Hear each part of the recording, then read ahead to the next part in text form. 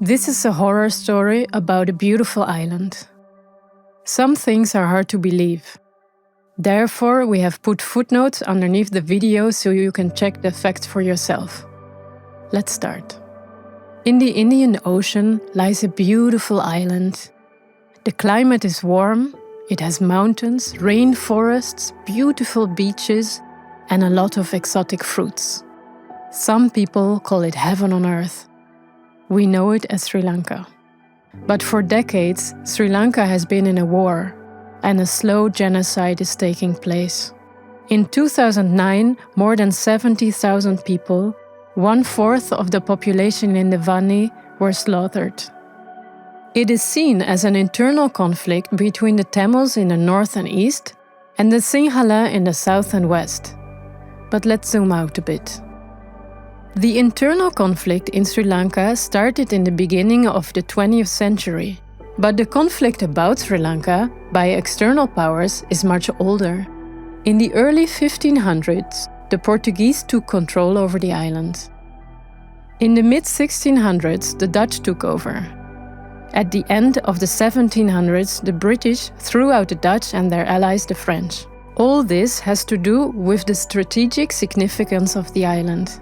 It lays in the middle of different very important sea lanes.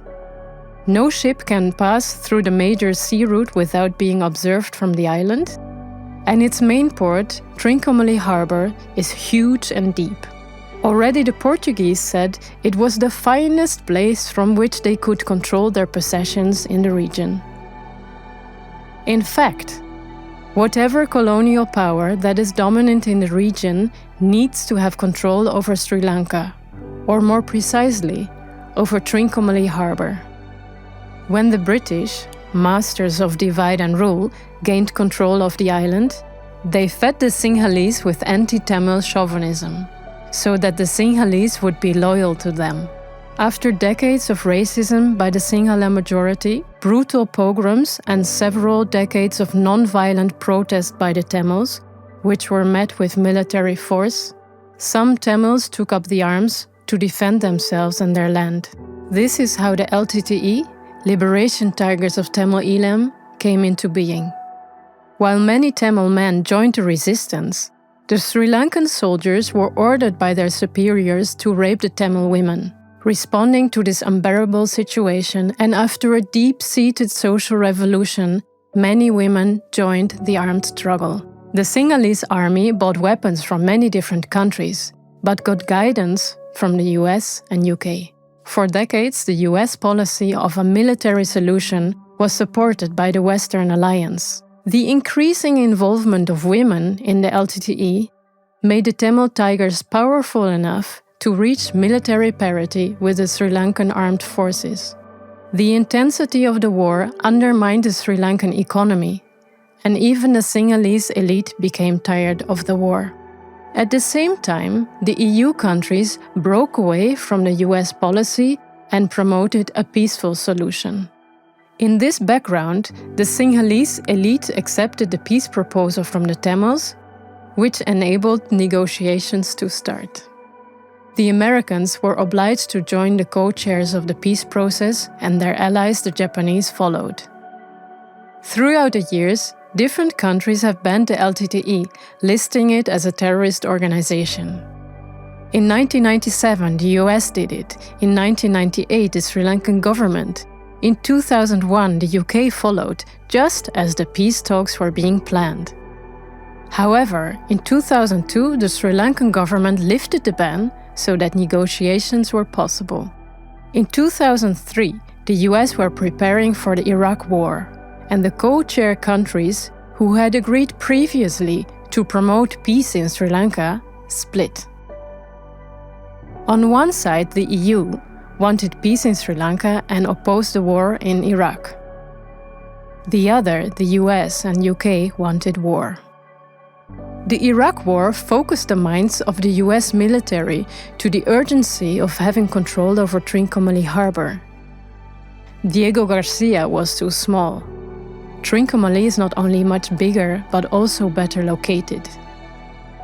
The US and the UK tried to destroy the peace process in different ways.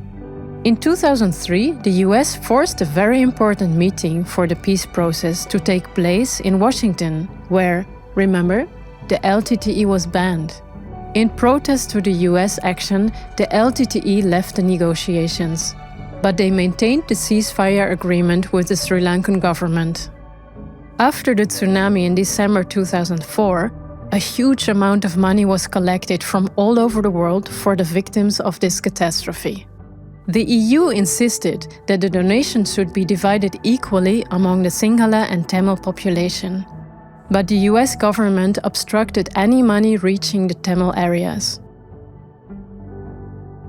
Moreover, the US secretly visited all the EU countries to convince them to ban the LTTE. EU ambassadors predicted that if the EU would ban the LTTE, this would lead to war. And so it did. 2 months after the EU ban, and after 4 years of peace, the war started again. With as climax the massacre in Mullawaikal, where within a few months between 70,000 and 146,000 Tamils were killed by the Sri Lankan army. The LTTE was wiped out. The remaining population of the Vani, about 300,000 people, was put in internment camps.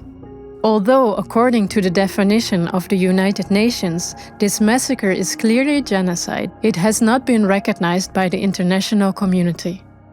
The genocide is continuing to date by means of forced disappearance, incarceration, torture, rape, land grabbing, and the destruction of Tamil culture.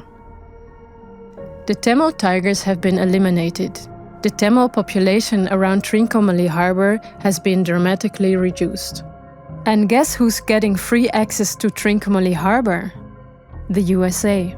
They can have regular naval exercises in Trincomalee now. For the USA, this is critical for their pivot to Asia policy. The US want to have control in the strategically important region.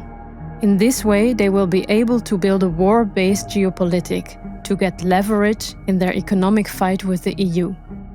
Let's look at the US and the EU now. The US don't have a very strong economy, but they have natural resources, the strongest army in the world, and military bases all over the globe. The EU has a strong economy, especially Germany. They are producing cars, industrial machinery, etc., etc.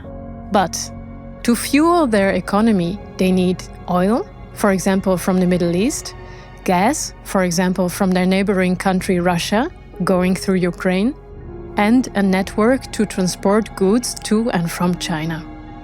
If the EU countries would utilize Russian gas, and the production and distribution with China would intensify, this would lead to a rapid economic rise of all these three blocs, leaving the US far behind.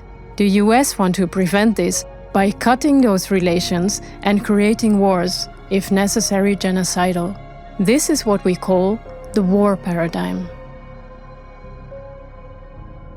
Way back in 1984, the leader of the LTTE, Velupillai Prabhakaran, stated, "America's objective is not simply confined to helping the Sri Lankan army to crush the Tamil liberation struggle. The ultimate aim is to secure a naval base in Trincomalee.